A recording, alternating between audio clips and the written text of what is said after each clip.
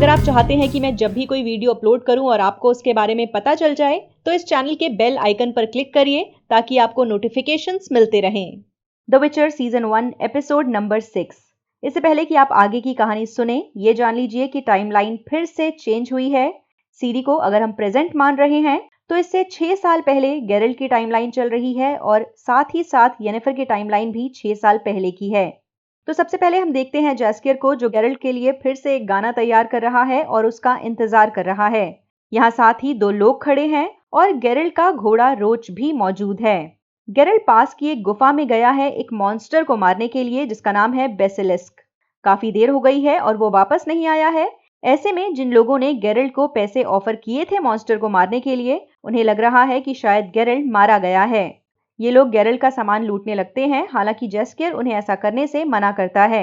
जैस्कियर जानता है कि गेरल्ट को कुछ नहीं होगा। तभी यहाँ पर 3 लोग पहुंचते हैं जो इन लोगों को रोकने में जैस्कियर की मदद करते हैं। एक बूढ़ा आदमी और उसके साथ 2 औरतें। ये शख्स इन लोगों को कहता है कि बार्ड यानी कि जैस्कियर जो कुछ कह रहा है उसे माने, वरना इन्हें हथियारों का इस्तेमाल करना पड़ेगा। ये लोग इनकी बात मानने के लिए राजी नहीं होते। तभी पीछे से इनमें से एक औरत आती है और इस आदमी को मार डालती है। तभी गेरल्ट भी गुफा से बाहर आ जाता है। वो सलामत है और उसने मॉन्स्टर को मार डाला है। जिन 2 लोगों ने गेरल्ट को हायर किया था, क्योंकि उनमें से एक मारा जा चुका है, तो जो शख्स बचा है वही गेरल्ट को उसकी पेमेंट करता है और अपनी जान बचाकर यहाँ से चला जाता है। अब हमें पता चलता है कि ये जो 3 अनजान लोग हैं ये कौन हैं। इस बूढ़े शख्स का नाम है बोर्च 3 जैकडॉज। बाकी जो औरतें पीछे मौजूद हैं उनमें से एक है टिया और एक है विया। इतना जान लीजिए कि ये जो 2 औरतें हैं ये ज़ेरेकेनियन हैं। ये अपने फाइटिंग स्किल्स के लिए जानी जाती हैं और आमतौर पर ड्रैगन्स को सर्व करती हैं। हमें पता चलता है कि ये तीनों गेरल्ट को ही ढूंढ रहे थे। अगले सीन में ये लोग साथ के ही एक बार कम रेस्टोरेंट में बैठे हुए हैं। बोर्च गेरल्ट को बताता है कि वो एक ड्रैगन की तलाश कर रहा है। जिस रियासत में ये लोग मौजूद हैं वहां के राजा ने एक ड्रैगन की सुपारी दी है। असल में कुछ लोगों ने यहाँ पर एक ग्रीन कलर का ड्रैगन देखा था और उसे मारने की कोशिश में उसे जख्मी कर बैठे। अब ये ड्रैगन माउंटेन्स में तबाही मचा रहा है। राजा का कहना है कि इस ड्रैगन को मार गिराया जाए और इसीलिए उसने अनाउंस किया है कि जो भी शख्स ड्रैगन को मारकर लाएगा उसे काफी इनाम मिलेगा। पहला तो ये कि ड्रैगन्स के पास ट्रेजर होता है, तो जो भी ट्रेजर होगा वो मारने वाले इंसान को मिलेगा और साथ ही लॉर्ड का टाइटल भी। ये राजा जल्द ही एक दूसरी रियासत की राजकुमारी से शादी करने वाला है और वो चाहता है कि शादी से पहले ये ड्रैगन मारा जाए। इस ड्रैगन को मारने के लिए 4 अलग अलग टीम्स असाइन हुई हैं और बॉर्च चाहता है कि गेरल्ट उसकी टीम का हिस्सा बन जाए। हालांकि गेरल्ट इस काम को करने के लिए राजी नहीं है। उसे नहीं लगता कि ड्रैगन्स को मारा जाना चाहिए। साथ ही वो ये भी जानता है कि ड्रैगन्स को मारने की अगर आप कोशिश करेंगे तो खुद मारे जाएंगे। इस दुनिया में लोग मानते हैं कि 3 तरह के ड्रैगन्स होते हैं। ग्रीन ड्रैगन्स जो आमतौर पे काफी कॉमन होते हैं, रेड ड्रैगन्स जिनकी तादाद कम होती है और ब्लैक ड्रैगन्स जो काफी ज्यादा रेयर होते हैं। कुछ लोग ये भी मानते हैं कि गोल्डन ड्रैगन्स भी एग्जिस्ट करते हैं, मगर गेरल्ट का कहना है कि गोल्डन ड्रैगन्स सिर्फ कहानियों का हिस्सा है। बॉर्च का कहना है कि मैं बूढ़ा हो चुका हूं और मैं ये आखिरी एडवेंचर चाहता हूं। उसे लगता है कि गेरल्ट अगर उसकी टीम में शामिल हो जाएगा तो इनकी जीत लगभग पक्की हो जाएगी। साथ ही बॉर्च बाकी टीम्स के बारे में भी बताता है। एक टीम में लुटेरे हैं, दूसरी टीम में ड्वार्फ्स हैं। जैस्कियर पूछता है कि तीसरी टीम में कौन है और तभी यहाँ पर एंट्री होती है येनिफर की। उसके साथ एक योद्धा यानी नाइट मौजूद है। जैस्कियर जैसे ही येनिफर को देखता है उसे लगता है कि उन्हें इस एडवेंचर में शामिल नहीं होना चाहिए। आपको याद होगा कि येनिफर ने जैस्कियर को किस तरह से धमकाया था और टॉर्चर किया था। जैस्कियर के लिए उन बातों को भूलना जाहिर सी बात है आसान नहीं होगा, मगर गेरल्ट का दिमाग चेंज हो चुका है। वो अब इस सफर पर चलना चाहता है। येनिफर और गेरल्ट एक दूसरे को जिन नजरों से देखते हैं उससे पता चलता है कि इनके बीच अभी भी फीलिंग्स हैं। इन दोनों के बीच कुछ तो ऐसा हुआ है जो हम फिलहाल नहीं जानते। आखिरी बार जब हमने इन्हें देखा था तब ये पहली बार करीब आए थे। अब और उसके बीच कई साल बीत चुके हैं। इस बीते वक्त में क्या कुछ हुआ है हमें आने वाली स्टोरी में पता चलेगा। खैर, सफर की शुरुआत होती है और हमें पता चलता है कि डॉर्फ्स को लीड करने वाले शख्स का नाम है यारपन ज़िग्रिन। उसे लुटेरों पर शक है। उसे लगता है कि उन लोगों ने इनका सामान चुराया है। तो अभी सफर की शुरुआत हुई भी नहीं है और इन टीम्स के बीच नेगेटिविटी आ चुकी है। लुटेरों की टीम के कैप्टन का नाम है बोहोल्ट और ड्वार्फ्स की टीम इन्हें अच्छी नजर से नहीं देखती, क्योंकि ड्वार्फ्स खुद प्रोफेशनल ड्रैगन स्लेयर्स होते हैं। येनिफर गेरिल्ट और जैस्किर के पास उनसे बात करने पहुंचती है और हमें पता चलता है कि उसके साथ जो शख्स मौजूद है वो है सर आइक ऑफ डेंजिल। ये एक नाइट है जो लॉर्ड की उपाधि पाना चाहता है। ये शख्स अपने आप को काफी नोबल समझता है। इसके बाद येनिफर सर आइक के पास वापस जाती है और गेरिल्ट इन दोनों को साथ में देखकर कंफर्टेबल नहीं लग रहा। ऐसा लगता है कि उसे जलन हो रही है। वहीं येनिफर भी जिस तरह के लुक्स गेरिल्ट को देती है, ऐसा लगता है कि वो भी गेरिल्ट को परेशान करना चाहती है। पहुंचते हैं सीरी की टाइमलाइन में। वो माउसैक और डारा के साथ ब्रोकेलॉन के जंगल से बाहर निकल रही है। आपको याद होगा कि ये असल में माउसैक नहीं है बल्कि एक डॉपलर है जिसने माउसैक का रूप ले रखा है। सीरी इस डॉपलर से कई सारे सवाल पूछती है, जैसे लॉ ऑफ सरप्राइज क्या है, गेरिल्ट कौन है, और ये डॉपलर चिढ़ रहा है मगर सीरी के सवालों का जवाब भी दे रहा है। ये लोग धीरे धीरे चलते हुए जंगल से बाहर निकलने वाले हैं। इस बीच डारा इस डॉपलर से पूछता है कि तुम निल्फगार्ड के सोल्जर्स के चंगुल से कैसे आजाद हुए। ये डॉपलर कहानी बनाता है और कहता है कि गेरिल्ट ऑफ रिविया ने मेरी मदद की और मैं यहाँ तुम्हें उसी के लिए लेने आया हूँ। तुम दोनों लॉ ऑफ सरप्राइज के जरिए एक दूसरे से जुड़े हुए हो। डारा को इस बात की लॉजिक समझ में नहीं आ रही। उसे लगता है कि गेरिल्ट ऑफ रिविया खुद ही सीरी को लेने क्यों नहीं आ गया, बल्कि उसने माउसैक को क्यों भेजा। इससे पहले कि सीरी के दिमाग में और सवाल आए, ये डॉपलर सीरी को उसकी नानी का एक स्कार्फ देता है। डारा को इस शख्स पर भरोसा नहीं हो रहा है। वो सीरी को याद दिलाता है कि क्वीन एथनी ने कहा था हमें सही सवाल पूछते रहना है। सीरी अपनी नानी के स्कार्फ को देखकर इमोशनल हो गई है मगर उसने सवाल पूछना नहीं छोड़ा है। इस बार वो पूछती है कि क्या वो स्कीली को मिस करता है, क्या उसे ठंड का मौसम याद आता है, क्या उसे घर की याद आती है। ये डॉपलर काफी चिढ़ चुका है। वो अब हाँ में हाँ मिलाने लगता है और कहता है कि हाँ, उसे ठंड का मौसम और अपना घर याद आता है। इस बात पर सीरी समझ जाती है कि ये इंसान माउसैक नहीं है बल्कि कोई धोखेबाज है। वो कहती है माउसैक स्किली में पैदा हुए थे मगर वो सिंत्रा को अपना घर मानते थे और उन्हें ठंड के मौसम से नफरत थी। ये डॉपलर अपना आपा खो चुका है और इस बार सीरी को सच बता देता है। कहता है हाँ, मैंने माउसैक को मार डाला और उसका रूप ले लिया। वो इन दोनों को बच्चा समझकर डराने की कोशिश करता है मगर डारा उस पर अटैक कर देता है। डारा के पास जो चाकू था वो सिल्वर का बना हुआ था। आपको याद होगा कि डॉपलर जैसे ही चांदी यानी सिल्वर के टच में आते हैं वापस अपने असली रूप में चले जाते हैं। इस डॉपलर के साथ भी यही होता है। ये अपनी असली शक्ल सूरत में आ चुका है। अब डारा इससे पूछ रहा है कि निल्फगार्ड की आर्मी सीरी को क्यों ढूंढ रही है। सीरी के पास शायद इस बात का जवाब है। वो कहती है क्योंकि मैं स्पेशल हूँ। सीरी ये तो नहीं जानती कि वो स्पेशल क्यों है और इसका क्या मतलब है, बट उसे इतना पता है कि निल्फगार्ड के लोग उसे पकड़ना चाहते हैं। क्वीन कलांथी को भी ऐसा ही लगता था कि निल्फगार्ड ने सिंत्रा पर अटैक इसीलिए किया है ताकि वो सीरी को अपने कब्जे में कर पाएं। सीरी डारा को इस डॉपलर को मारने के लिए कहती है। डारा हिचकता है। इस पर सीरी खुद उसके हाथ से चाकू ले लेती है और इस डॉपलर पर अटैक करती है। इस बीच डॉपलर को मौका मिल जाता है और वो डारा को मारकर बेहोश कर देता है। वहीं सीरी खुद को बचाने के लिए भागती है। जब हम सीरी को दोबारा देखते हैं तो पता चलता है कि उसे निल्फगार्ड के एक सोल्जर ने पकड़ लिया है।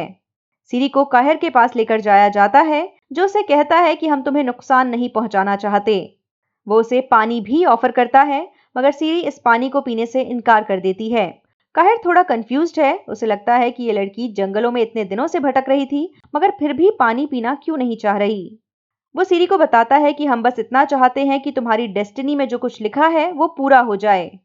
इसका मतलब ये हुआ कि ये लोग भी सीरी को गेरिल्ट से मिलाना चाहते हैं। अब इसके पीछे इनके दिमाग में क्या वजह है फिलहाल नहीं पता। हो सकता है काहिर झूठ बोल रहा हो। जिस कप में सीरी को पानी ऑफर किया गया था वो चांदी का बना हुआ था। काहिर को रियलाइज होता है कि ये लड़की सीरी नहीं है बल्कि ये डॉपलर है जिसने सीरी का रूप ले रखा है। ये डॉपलर अब काहिर का रूप ले लेता है और कहता है तुम लोगों ने मुझे ये नहीं बताया कि वो लड़की क्या है। वो यहाँ पर सीरी की पावर्स के बारे में बात कर रहा है। दोनों काहिर की आपस में लड़ाई होती है और जो डॉपलर काहिर होता है उसके चेहरे पर एक स्क्रैच आ जाता है। वो यहाँ से भाग जाता है। हमें सीरी को जब दोबारा दिखाया जाता है तो वो एक पेड़ से बंधी हुई है और डारा आकर उसे आजाद करवाता है। तो बेसिकली डॉपलर ने सीरी को पकड़ तो लिया था मगर उसे मारा नहीं, उसे बांध दिया। उसे पता चल गया कि सीरी की रगों में एल्डर ब्लड दौड़ रहा है, वो काफी ताकतवर है और शायद इसी वजह से उसने सीरी को मारना नहीं चुना बल्कि जाकर काहिर से बदला लेने की सोची। डारा काफी गुस्सा है। वो उसे कहता है कि तुम्हें मेरी बात सुननी चाहिए थी। हम उस फॉरेस्ट में, उस जंगल में बिल्कुल सेफ थे, मगर तुम भी हर जगह अपनी नानी की तरह सिर्फ मौत फैला रही हो। सीरी को ये बात बुरी लगती है और यहाँ से डारा और सीरी के रास्ते अलग हो जाते हैं। जाने से पहले डारा सीरी को कहता है कि मैं हमेशा तुम्हारे साथ नहीं रह सकता, तुम्हें अपने लिए खुद एक परिवार ढूंढना होगा। वापस चलते हैं गेरल्ट की टाइमलाइन में, जहां पर जैस्कियर ज़ेरेकेनियन से पूछ रहा है कि आखिरकार वो बोर्श को सर्व क्यों कर रही हैं। ये दोनों कुछ ऐसे रिएक्ट करती हैं कि जैस्कियर का सवाल कितना अजीब है। इनका कहना है कि बोर्श को सर्व करना ऑनर की बात है। साथ ही ये भी मानती हैं कि बोर्श बहुत ज्यादा खूबसूरत है। जैस्कियर इस बात पर कंफ्यूज हो जाता है क्योंकि उसकी नजरों में बोर्श एक बूढ़ा आदमी है, कोई खूबसूरत इंसान नहीं। वहीं बोर्श और गेरल्ट की भी बातचीत हो रही है। बोर्श गेरल्ट को कहता है कि तुम येनिफर को ऐसे देख रहे हो जैसे पलकें झपकते ही वो तुम्हारी नजरों से ओझल हो जाएगी। बोर्श को लगता है कि गेरल्ट येनिफर को प्यार करता है। गेरल्ट इस बात का तो जवाब नहीं देता, मगर कहता है कि येनिफर बेहद खतरनाक है, बल्कि असली खतरा ड्रैगन नहीं है, येनिफर है। तभी इनकी नजर पास की पहाड़ी पर पड़ती है जहां आग लगी हुई है।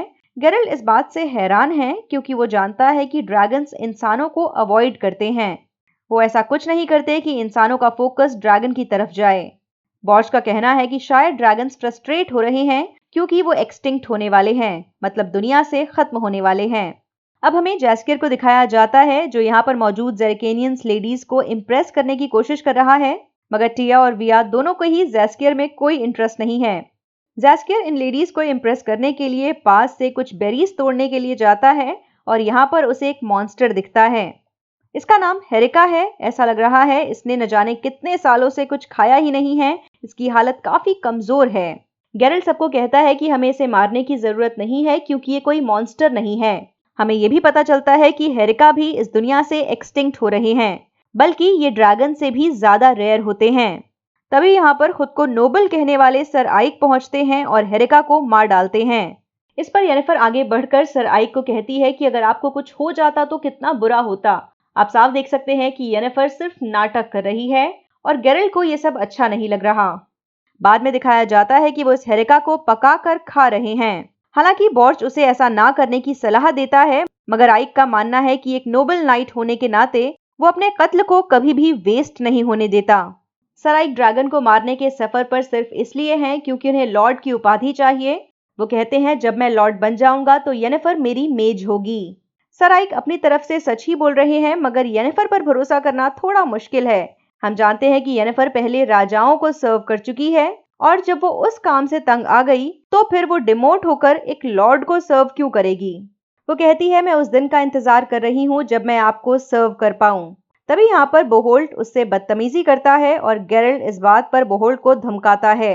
आप देख सकते हैं कि गेरल्ट को सर आइक और येनिफर की बातें चाहे कितना भी इरिटेट कर रही हो, मगर वो फिर भी येनिफर के लिए लड़ने के लिए तैयार है।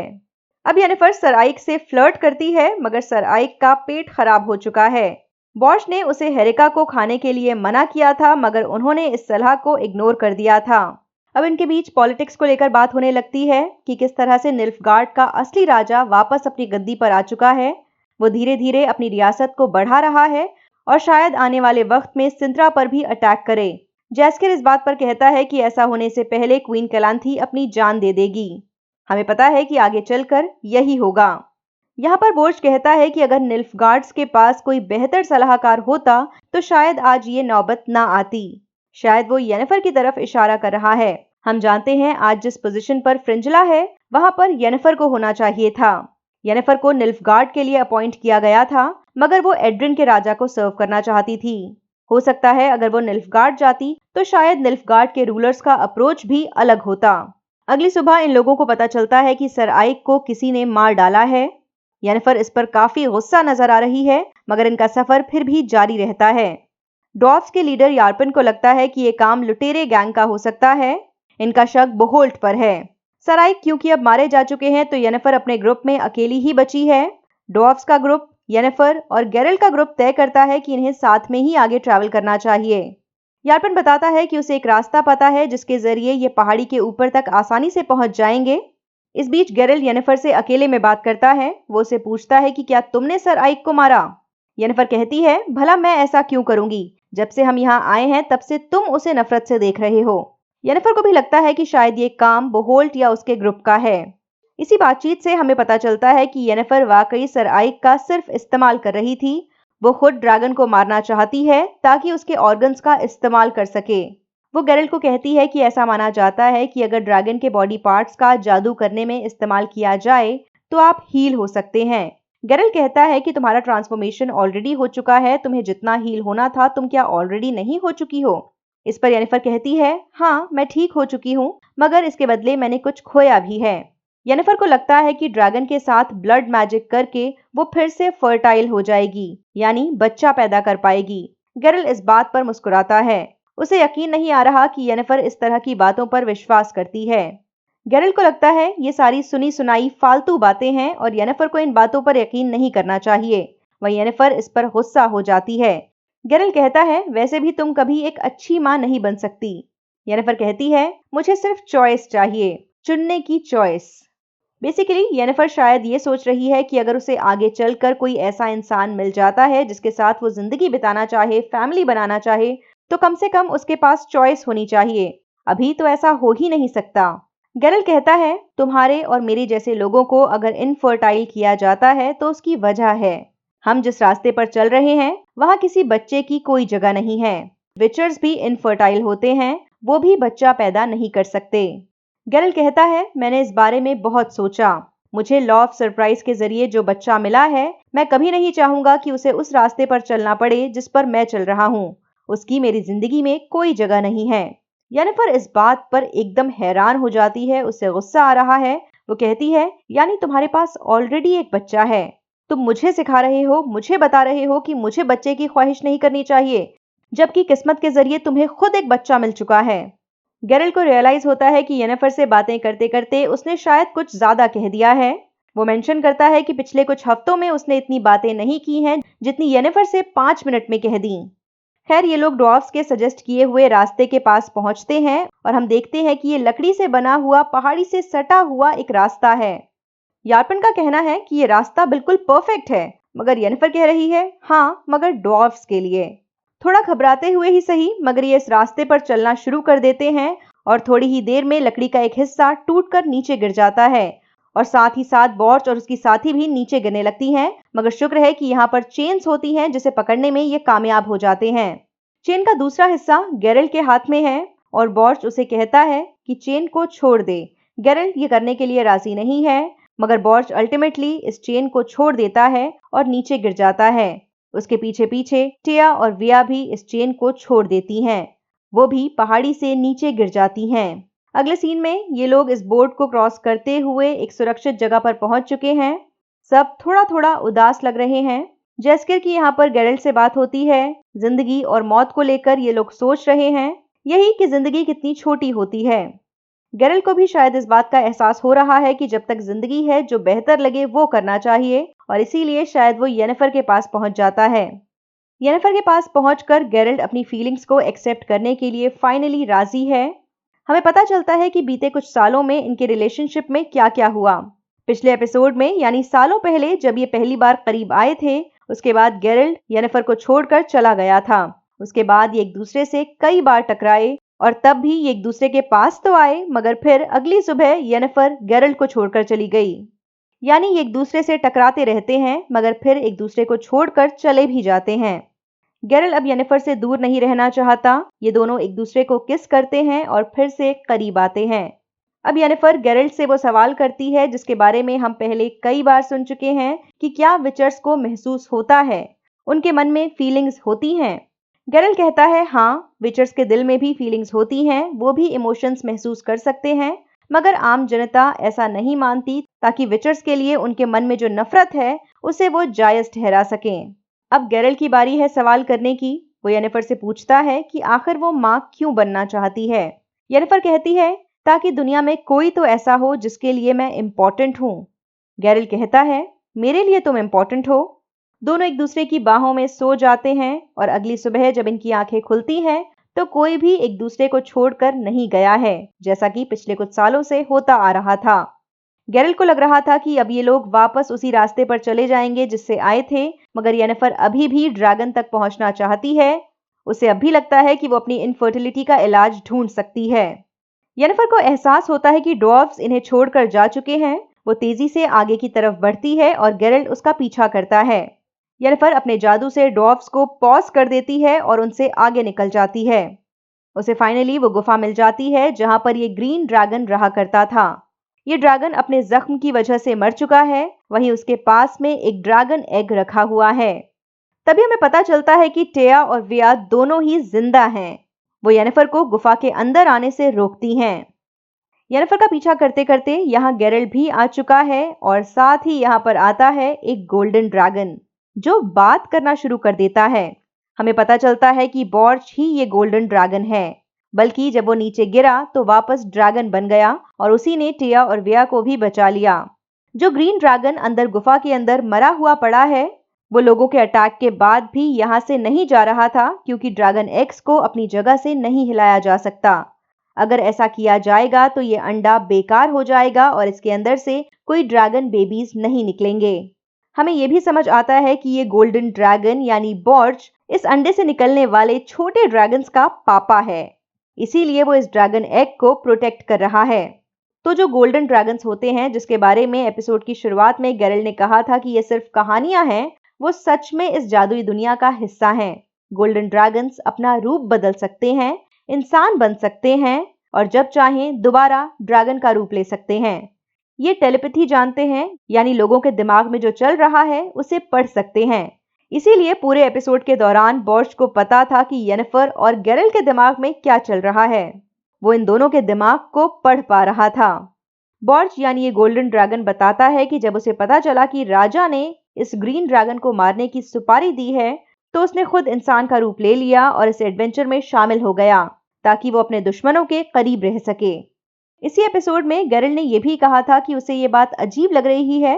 ड्रैगन्स अपनी तरफ से इंसानों पर अटैक नहीं करते हैं, बल्कि वो इंसानों को अवॉइड करने की कोशिश करते हैं। मगर इस ग्रीन ड्रैगन ने इसलिए तबाही मचाई हुई थी ताकि इंसान उसके करीब ना आए और उसके ड्रैगन एग को नुकसान न पहुंचे। हमें पता चलता है कि इन लोगों ने गेरल्ट को इसीलिए अपनी टीम में शामिल किया था क्योंकि ये जानती थी कि गेरल्ट ड्रैगन्स को नहीं मारेगा, बल्कि उसे बचाने की कोशिश करेगा। तभी यहाँ पर दूसरी टीम्स भी पहुंचती हैं जो इस ड्रैगन को मारना चाहती हैं और अपना इनाम जीतना चाहती हैं। यहाँ पर फिर फाइट सीक्वेंस स्टार्ट हो जाता है। गेरल्ट इन लोगों से मुकाबला करता है, अपने जादू का, अपने साइंस का इस्तेमाल करता है और थोड़ी जद्दोजहद के बाद यहाँ मौजूद रीवर्स मारे जाते हैं। वहीं जैस्किर की अपने कैंप में आंख खुलती है और उसे पता चलता है कि उसे छोड़कर सारे लोग जा चुके हैं। वो रास्ते पर आगे बढ़ता है और देखता है कि ड्वार्फ्स फ्रोजन हैं, अपनी जगह पर जमे हुए हैं।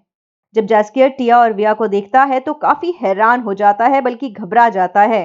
वहीं बॉर्च ने दोबारा से इंसान का रूप ले लिया है। वो ड्वार्फ्स के लीडर के पास जाता है और उन्हें ड्रैगन के दांत देता है।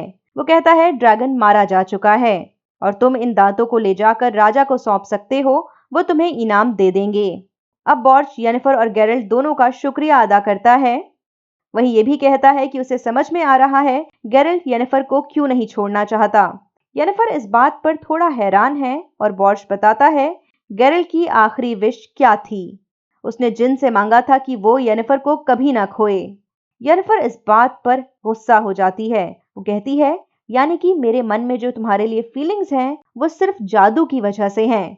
तुमने मुझे बांध के रखा है, तुमने मेरी आजादी छीन ली। हम दोनों एक दूसरे से इसीलिए बार बार टकराते हैं क्योंकि तुमने जिन से इसकी दुआ मांगी। येनिफर को जाहिर सी बात है अपनी फीलिंग्स पर डाउट होगा। उसे लग रहा है कि उसकी फीलिंग्स जेन्युइन है भी या नहीं। क्या इन दोनों के बीच जो कुछ भी है सिर्फ जादू की वजह से है? गेरल्ट येनिफर को कहता है, ऐसा नहीं है, हम एक दूसरे के लिए जो महसूस करते हैं वो असली है, रियल है। येनिफर गेरल्ट की बात सुनने के लिए राजी नहीं है और गेरल्ट गुस्से में उसे काफी कुछ तकलीफदेह कह देता है, जैसे ये कि अगर तुम बच्चा पैदा कर भी दो तो उससे तुम्हारी ईगो को, तुम्हारी अकड़ को शांति नहीं मिलेगी। वहीं येनिफर कहती है, मैं बच्चों को लेकर तुम्हारी सलाह तब सुनूंगी जब तुम खुद अपनी जिम्मेदारी निभाओगे। तुम लॉ ऑफ सरप्राइज के जरिए एक बच्चे से जुड़े हो और खुद उससे दूर भाग रहे हो।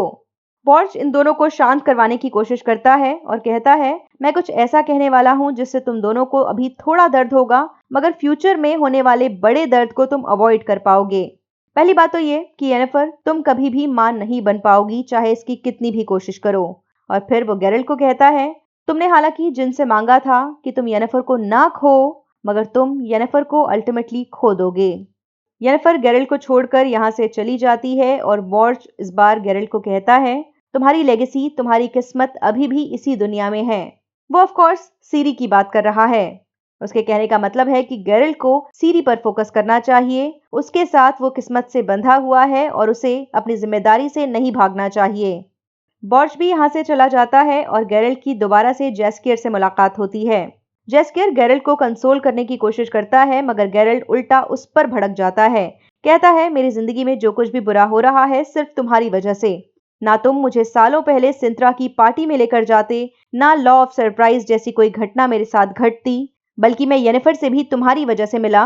पिछले एपिसोड में ही हमने देखा था कि जिन की बोतल को लेकर गेरल्ट और जैस्कियर के बीच झगड़ा हुआ था और जैस्कियर अनजाने में घायल हो गया था। गेरल्ट को लग रहा है कि अगर जैस्कियर ना होता तो ना तो वो येनिफर से मिलता, ना लॉ ऑफ सरप्राइज के चक्कर में पड़ता। जैस्कियर को ये बात हर्ट करती है। वो गेरल्ट को अकेला छोड़कर वहां से चला जाता है। वहीं सीरी की टाइमलाइन में काहिर बुरी तरह से जख्मी है। वहीं फ्रेंजिला उसके जख्मों पर मरहम पट्टी कर रही है। वो बताती है कि इनके लोग सीरी और डॉपलर दोनों को ढूंढ रहे हैं। फिर वो ये भी कहती है कि बाकी रियासतें धीरे धीरे करके हमारे चंगुल में आ जाएंगी। जल्द ही इन सारी रियासतों पर हमारा कब्जा होगा। ओके, तो निल्फगार्ड एक्चुअली पूरे के पूरे कॉन्टिनेंट पर कब्जा करना चाहता है। खत्म हो जाता है ये एपिसोड। अगर मुझसे कोई बात छूट गई हो तो प्लीज कमेंट सेक्शन के जरिए जरूर बताइएगा, और अगर एपिसोड अच्छा लगा हो तो लाइक जरूर कर दीजिए। बाय। एक मिनट, अब भी कहाँ जा रहे हैं? अब इस वीडियो को लाइक करना है, अपने दोस्तों के साथ शेयर करना है और अपने विचार शेयर करते रहना है। और हाँ, सबसे इंपॉर्टेंट बात, ख्याल रखिए, घर पर रहिए, ज्यादा बाहर निकलने की जरूरत नहीं है। एक्चुअली बिल्कुल भी बाहर निकलने की जरूरत नहीं है।